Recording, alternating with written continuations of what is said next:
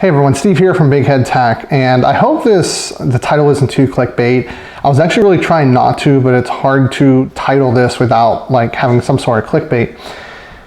And that is, we're going to talk about the RX 6000 series. And everybody's doing videos and reactions, and I'm doing something I don't think anybody else is doing. So the purpose of this video is to talk a little bit about my thoughts, but also to take all the benchmarks and actually put them in a graph. So you're going to see all 6 cards they tested in all the games next to each other. So I think it's going to be a little bit easier to see. I think it only took about 6 minutes or so to actually go through all 10 benchmarks, averages, all that fun stuff, because I think the purpose is you guys are going to stop the video and look at numbers and maybe listen to what I have to say. So my initial thoughts.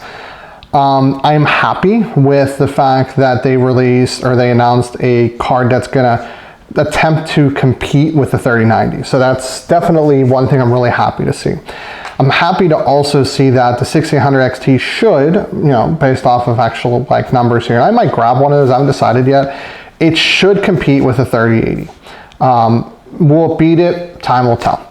But I also think the 6800 is an interesting card, but I'll kind of give you guys my final thoughts here. Do note, before I actually go into this, the 6900 XT numbers were actually done with that, the infinity cache between the 2 chips. So between the Ryzen 5000 and the RX 6000 series chips. So do keep that in mind. I actually didn't know that going into this until Crackling Ice pointed out. Thank you very much. I've pointed out. So without further ado, let's take a look at a couple things to remember and then benchmarks.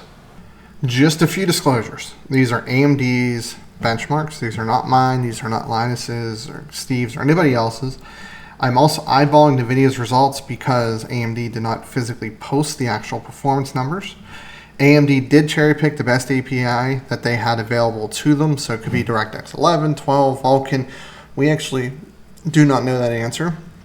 Well, we do know, at least for the 6800 XT and 6800, they weren't utilizing the new caching system they have. But they also cherry-picked the game titles for the most part. They look to mostly be AMD favored. Resolution's 4K, anti-aliasing's unknown, and the RTX 2070 is missing. I'm going to take a guess and say they probably didn't have any of the tests and verified, but I think the 2080 Ti results are pretty good to go on. Okay, first things first, Battlefield 5. We have the 6900 XT running 122 FPS versus about 110 on the 3090. The 6800 XT was 113 versus about 102. And the 6800 swept the RTX 2080 Ti 98 to 80. Pretty big advantage there. Even if this is AMD's benchmarks, even if it were to sway 5% in NVIDIA's favor, it's still going to be most likely an AMD win here. Call of Duty Modern Warfare, the 6900 XT squeaked out a little win against the 3090. The 6800 XT had a pretty sizable win here against the 3080, as did the 6800 versus the 2080 Ti. So I do expect the 6800 series to probably, in this game, also perform at least on par with the competitors. The 6900 XT, the verdict's still out there because it was very close, and these are AMD's benchmarks. Borderlands 3, this is a lot closer. Only a 3 FPS win at the top tier. Mid tier of these, I guess, the 600 XT versus the 3080, they were pretty much tied, so this could definitely lean NVIDIA's favor when benchmarks come out from other reviewers. But the 6800, I think, has a pretty sizable win here. I would expect it to cleanly beat the 2080 and the 3070. The Vision 2 on Ultra, a 6900 XT lost, so it might actually lose more when official benchmarks come out, as did the 6800 XT against the 3080, and in this case the 6800 versus the 2080 Ti or 3070 tied, so this is definitely going to favor NVIDIA when official benchmarks do come out. Doom Eternal, this is very close on the top and the middle here, 150 to 152, 138 to 139. Again, this may favor NVIDIA when official benchmarks come out, but the 6800 did have a pretty good sweep of the RTX 2080 Ti or 3070 in most cases, so I do expect it to win there. Forza Horizon 4, this is actually kind of interesting. The 6900 XT had a pretty big win. It's probably going to beat the 3090 in benchmarks on this test. But the 600 XT only beat it by 8 FPS, which is only about 5%, so that might be really close. But on the lower end here, decisive win with the 6800. For 80 bucks more, it looks like this is going to perform quite a bit better in this title. Gears of War 5, pretty decisive win on the high end here. Going to the 6800 XT versus the 3080. They're very close, so NVIDIA may squeak out a win at that tier. But again, at the lower end, it's a pretty sizable win, so I would expect that to carry over into the 3070 on official benchmarks as well.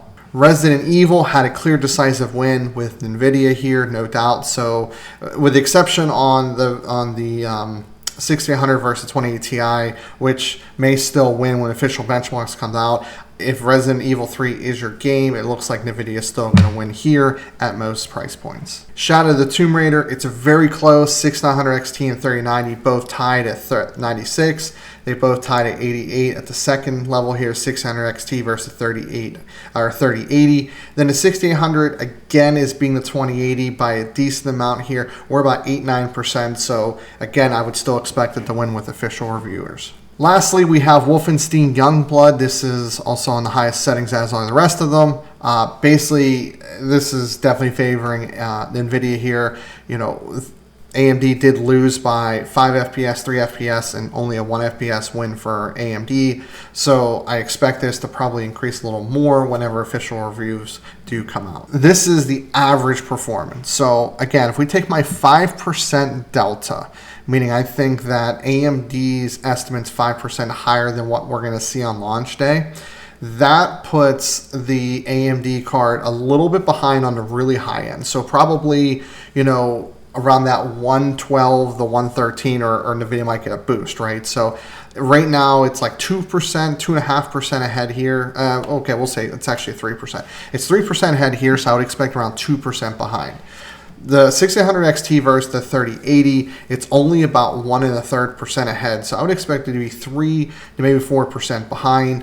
And then on the lower tier, when we have the 6800 versus 2080 Ti, or maybe like the 3070, we have a pretty decisive win, about 13% here. So I would still expect AMD to be about 9% ahead here. And this is what the actual games look like in reverse order, essentially, with all the cards up against each other here. So you can see kind of where the averages came from, and this kind of gives you like a 30,000 foot overview. But overall, I think that these performance tests, granted they are AMD, this is early, it's not official, they look to be pretty promising, especially since they showed some NVIDIA wins, which is not really typical. Historically, it's not. I think recently we're starting to see that more and more. I think it gives more credibility when you show that, you know, there are some titles you're going to show that you're not doing the best in. So there's a lot of graphs, more than I probably ever do. I think there was 12. As I said in the video, I'm happy that we're having competition again, right? So previously AMD struggled to hit anything other than upper mid tier, right? So the 5700 XT was a $450 card, I think, at launch. And that performed well, but like NVIDIA had the Ti, the 2080 Ti, the 1080 Ti, and AMD seemed to kind of miss the mark. They could compete with like the 1080.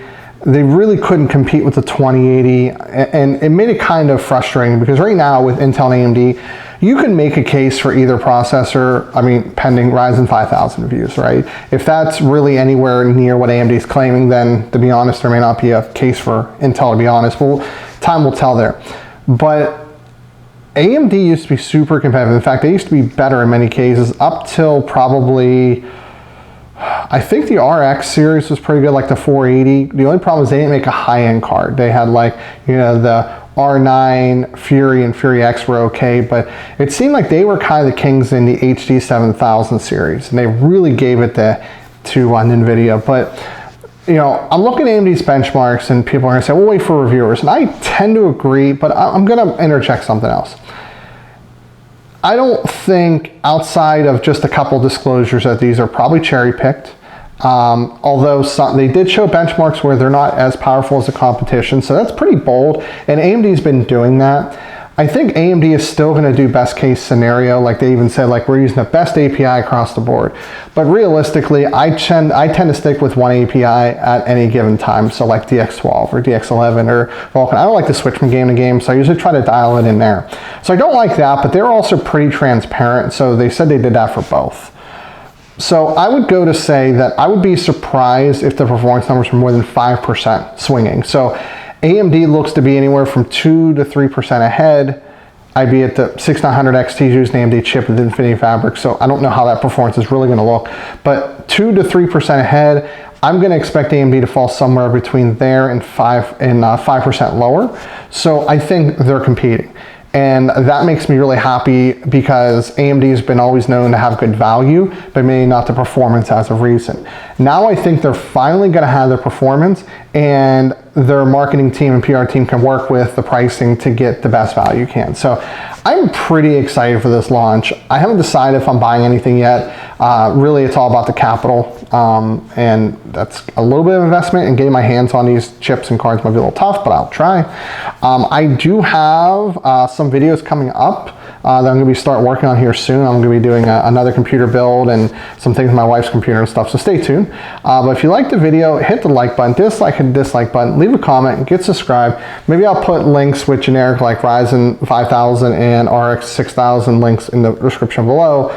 Maybe, I don't know, because they're not up yet, so you're not going to be able to find them, but maybe for the future I might. But if you do click on that and buy anything during the session, I do get a small kickback. So anyway, I hope this was informative. As always, this is Steve from Big Head Tech, and I'll see y'all later on down the road.